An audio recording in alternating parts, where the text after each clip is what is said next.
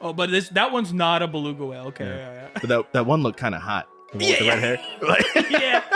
That's a really big tusk, though, man. Welcome back to Short Pour. We're your hosts. I'm Chris. And I'm Brandon. Starting off the new year heavy, we're going to be drinking the Logboat Brewing Company Dark Matter Porter. The back of the bottle is dark chocolate and roasted coffee flavors, meld like thermonuclear plasma in this brown porter. Smoke a brisket and pour yourself a dark matter victory. What? Wait. What? Smoke a brisket and pour yourself a dark matter victory. Okay. What? What? I was like, what's a dark matter victory? Why? Well, what are they declaring victory over? Just your afternoon? You won the day, yeah. It comes in at a 6.6 ABV. And the flavor notes are roasted coffee and brownie. Oh. I didn't see that part. Yeah, that sounds all right. I wouldn't immediately think coffee and brownie go with brisket. I wouldn't either, I guess. Well, sorry. I can see the brownie. With brisket? Yeah, in the sense of like, I don't know, at a barbecue, there's a good chance like a deeply rich brisket and like sweet brownie flavor? as the dessert. Yeah. The coffee throws me off a bit. I can see the coffee with the brownie. Yeah. The brownie is the go-between. Like it's the link. Bridge. Yeah. I mean, I like all of those things individually. I wouldn't. Nowhere do I associate almost any sort of meat with coffee, except maybe like a sausage. Yeah, you're right. I can't think of one. Okay.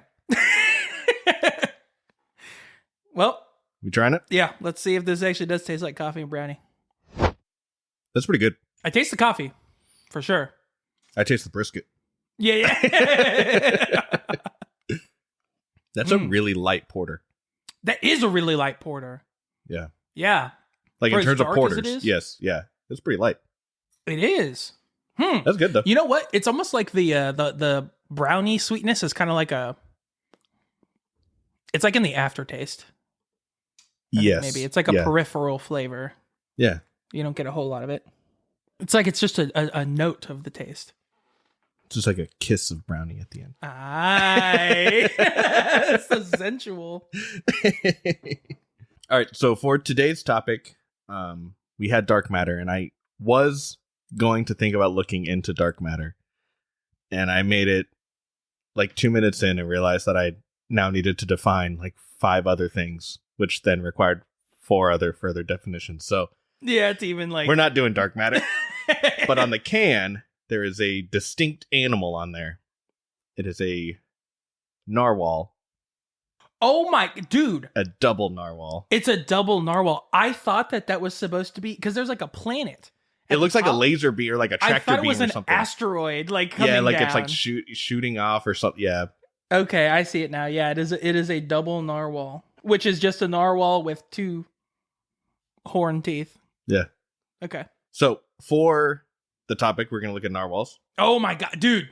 I really want your wife to listen to this. I know, because my wife, like her one like conspiracy theory thing or whatever is she claims that narwhals like don't exist and that they're just completely made up. So they are actually known to be very elusive because sometimes they can lose their horns. And so then it just looks like a beluga whale. Or sorry, it's teeth. It's a tusk. It's not a horn. Right. That sticks out. And they also don't do well in captivity, so we can't study them very well. Oh. Like, I mean, not that like orcas and dolphins do, like, they're not thriving in captivity, but they can live for years and years in captivity. Narwhal will only last, it's like measured in days. Holy like cow, really? Like weeks, like several days, but like weeks. It's not going to make it very long. I don't know why that is, but yeah, so they're like, sometimes they don't look like a narwhal, and then we also can't hold them to study them. Yeah. So we don't know a ton about them because of that. Okay. Yeah. So she picked like the one real thing where it was like, okay, I guess there's like a little bit of like, you can. Yeah, there's a like, glimmer of conspiracy there. Yeah, sure. Oh yeah, they're elusive. Yeah. Oh yeah, and we can't study them, huh? Oh, yeah. And sometimes they lose the defining characteristics, so then they no longer look like that. Interesting. Yeah. Yeah, it's like a real like what mermaid and like manatees. Yeah. Like, no, see that. Well, so it looks like a beluga whale. Oh, but that one's not a beluga whale. Okay. Yeah. But that one looked kind of hot. The one with the red hair. Like, Yeah. That's a really big tusk, though, man. All right, so for narwhals, they're a toothed whale that live in the Arctic, and the defining characteristic you kind of already mentioned, it's not a horn, it's a tusk. So they actually are all born with only 2 teeth, and the males, the left canine will protrude out through their lip and spiral out, and that's what you're seeing. As it's a tusk, I guess. But so there's not like a pre-made like hole though. It literally just pops through their it just shoots through their face. Yeah. Oh my gosh, just grows right through. Yeah, and I feel like it's ripe for the like a water boy joke. You know, like the professor asking like, why do narwhals live in the Arctic? And you know, he went, Mama says they live in the Arctic because they got that tooth shooting through their face and no ice packs. Yeah. Yeah. Dude, that's perfect. But yeah, it's just a tooth. So how do they open their mouths? Because it's their bottom tooth, right? It's a top one, and it tooth, like and it just goes bends straight up. Yeah, so there's nothing constricting. Okay. It's just, you know, like a basically piercing just coming out from their gums. And they only have 2 of them, but only one pierces. Yes. So was the other one just like a regular tooth? It just doesn't grow really. So on the they can grow a second narwhals. So when you see a narwhal, it's coming from the left side. If you see one with the 2 tusks, they have the left and the right, and they somehow like kind of start pointing towards the center. And you'll see them like off center. One looks like it points more up, and one points a little more down. Yeah. Yeah. So it is actually possible for them to grow like that. Dang. So these people did that research. I thought they made up an animal. You know what I mean? Yeah. But it is real. So the tusk can be 5 to 10 feet long, and it's actually hollow. So it's essentially like the reverse of our teeth. The hard part of the tusk is on the inside, and the outside of the tusk has like tons and tons of nerves, and it's like very sensitive. Okay. Actually. Wait, so you said it can be 10 feet? Up to 10 feet long. Like outside of the face? Yeah. 10 feet in front of them? Yeah. That's nuts. Yeah, no. That's crazy. It is. It starts growing when they're like 2 to 3 years old. And for whatever reason, I don't know exactly why, but it always spirals like to the left. So it always like has that like corkscrew kind of. Yeah, that's kind of a lot of guys have that. Yeah. Pretty sure there's a medicine for that. Is there really? Oh no, it's a surgery. I get an ad for it all the time. Sorry, not a medicine. It's just a syrup. So the tusk is, again, further elusive of like scientists don't know exactly what it's used for. So they have like a bunch of different theories. Like it could be used as a weapon, used for feeding. So like some people will say that it like they use it to like stun the prey, like they like, you know, ram into them with it. Okay. Attracting mates, and then sensing water conditions. So since it has all those nerves, it can sense like temperature changes. It can sense like salinity, and like changes in like the parts per million of particles. Oh my gosh. That are present in the water. Well, how do we know that? I don't know. How do we know that? I don't know. Well, so it seems that the general consensus is that it's part of sexual selection. And so like, you know, it stands out as some sort of like sex characteristic that is desirable. Oh yeah, that's a girthy tusk. Yeah. We've all been there. But, yeah. And that's where I was also like, imagine the one with 2. Yeah. You know what I mean? Like they gotta, like it's gotta be easy. Yeah. You know, life's easy for them. But I guess the females tend to live longer. Okay. And so that's why they think it doesn't like it can serve roles, but it obviously isn't like vital to them surviving because the females have none. And they're just fine. Some of that I also was like, is that just like, do male narwhals just engage in riskier behavior? Yeah. You know, like just like humans of like, you know, I don't know like what that would be though. Like, I don't know what they would do to be like, yeah, you probably shouldn't do that. Right. Well, okay. I guess it doesn't make sense to me. Like if they're like, this tusk is like super sensitive. Let me like go try to like hurt somebody with it. They're also bendy. Oh, really? Yeah, it's not stiff. It can bend up to like a foot in either direction. Okay. I don't know. I don't think trying to stab something with it is like a great idea.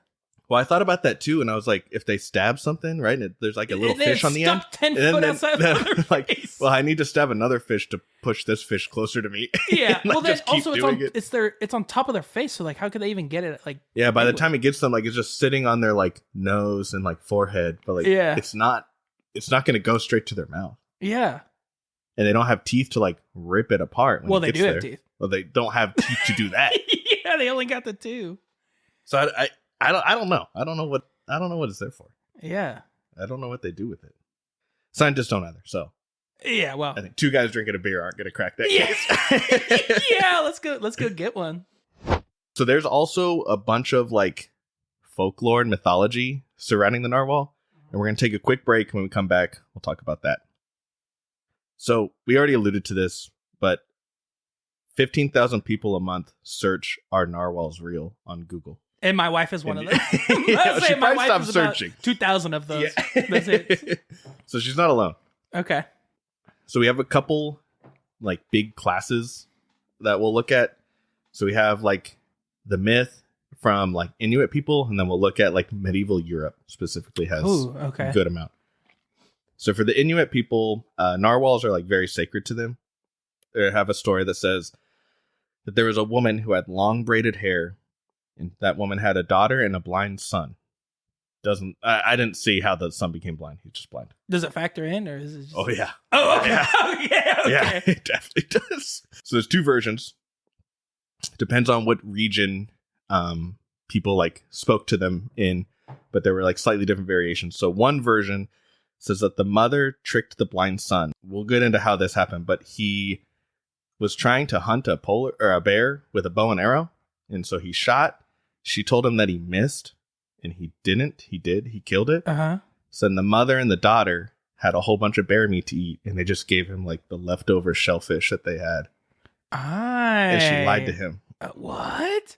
But I was also like, wait, you have a blind son that can accurately hunt? Right. Like, that seems like the scariest. I do not want to go hunting with it. Yeah, I just don't want to do that. Who taught him that? I don't know who taught. And how do you get feedback to be like, yeah, like you needed to aim a little more left. Like, how much left? Right. You got to tell me. I don't know where the bear's at. I don't know. They didn't address that in the story. Eventually, the boy regains his sight, and the mother is wanting to harvest like a nearby pod of like white whales that's like been swimming near them. Mm-hmm. Those aren't white whales. They are white whales. Okay. The boy does not like his mother because presumably she's kind of treated him like that his whole life. He ties her down to one of the whales. Hi. And they drag her into the water. And the braided hair that she had eventually becomes the tusk, and she transforms into the first narwhal. She swims away. What the fuck? Yeah. So what's the moral? Treat blind people as equal. Don't take bear meat from the blind. Be a decent person. I don't know. What the hell? Okay. This must be like the first like Daredevil kind of guy. Yeah. Holy crap. But hunting with bow and arrow, and then able to... No, he regains his sight. Oh, okay. Did I not say that part? No, I don't think so. I don't think that you did. He eventually regains his sight, and that's when he ties her down to the whale. Okay. Yeah. I was going to say, that's still a feat, but at least, I don't know. I imagine that finding a whale, getting to a whale, and then tying an unwilling party to said whale would be a lot harder if you were blind. Yeah. I mean, I don't know how I would tie someone to a whale. Yeah, me either. Like in general. Yeah, but, and I've got 2 good eyes. Yeah. So the other version, the mother is a stepmom. So okay. I already know it's going to be worse. Yeah. She purposely is starving the boy to keep him blind. So she like doesn't allow him to... Do people lose sight if they're going... I don't know if it's like a vitamin thing, or I don't know what's causing it in this case. Wait, okay, so this is the European one? No, this is still Inuit. It's just like it's from a different region. Okay. So she's purposely keeping him blind, and the daughter feels bad, and so she like sneaks him food. He eventually regains his sight, I assume, because the sister is helping him. Carrots. Yeah. So then one day they're trying to harvest white whales, and they're using like a I think they've like harpooned one, and they're supposed to be pulling on this line to like reel it in. Okay. Well, so he is supposed to be helping her. He lets go of the line, So she's just pulling by herself, and then he goes and he like pushes her into the water. Okay. So then That seems the like a whale, step too far. The whale should be able to drag her. Yeah, I know. Like, it doesn't easily. need help. The whale dives down, drags her under the water. It comes back up, and she is able to like emerge from the water, and she talks to the sun. While she's emerging? Yes. And she says, "Why would you do this to me? Don't you know I cleaned you when you were little?"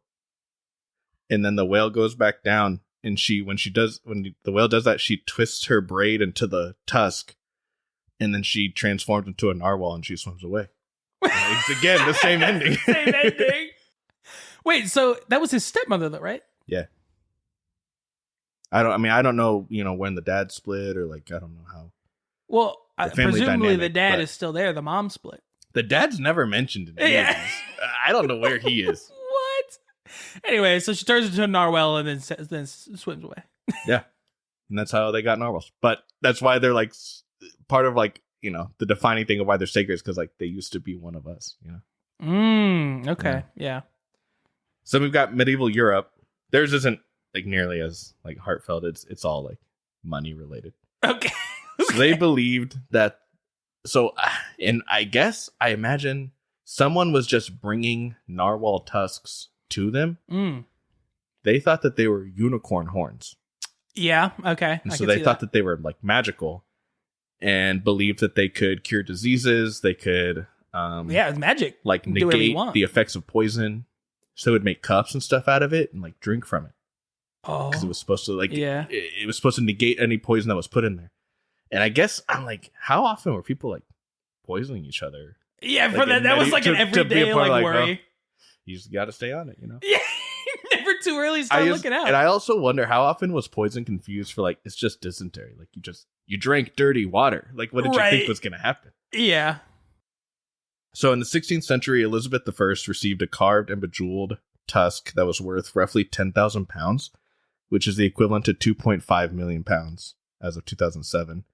And then people would like, there was like a large trade for it, obviously. So they were like, they were hunted and poached a lot. Mm-hmm. They would sell them for like up to like 200 times their weight in gold. It's like that whole like, oh, it's worth its weight in gold. It's like, no. Don't shortchange me. Yeah. I need at least 200 times that much. This is worth 2.5 million pounds. That's Well, what is crazy. that in kilograms? No, like the money. Okay. I know. No. I know. That was a joke. I didn't know. You got me. So they are real though, right? Like, Allegedly. well, no. Yes, They are they're real, real. though, right? Yes, it's a real thing. All right, well, I mean, I guess proof's in the pudding. Jesus. Hey, we gotta get it in, man. We gotta get it in somewhere. So what's the word on the street? All right, so we got a short review for this one this week. Basically, it's a gateway porter. Give this to your friends who claim to not like darker beers. They'll love it. Yeah, that's spot exactly on. what it is. Yes, That is exactly what this is. Do you remember in like our TikTok days when we had Baby's First IPA? Do you remember that? It was like a cold IPA or something. Yeah. This is Baby's First Porter. Baby's I'm First just like, Porter? Yeah. It very easy to Yep. drink. Yeah, it was.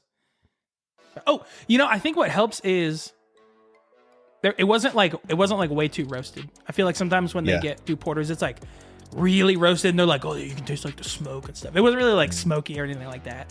Taste the meat, not the heat. Yeah. Taste the brisket. Taste the brisket. Thanks for listening. As always, if you want to like or subscribe, please follow us on Instagram at Shortpour Podcast, or send us a suggestion through email at shortpourpod@gmail.com. And as always, whether you pour short or pour long, always finish.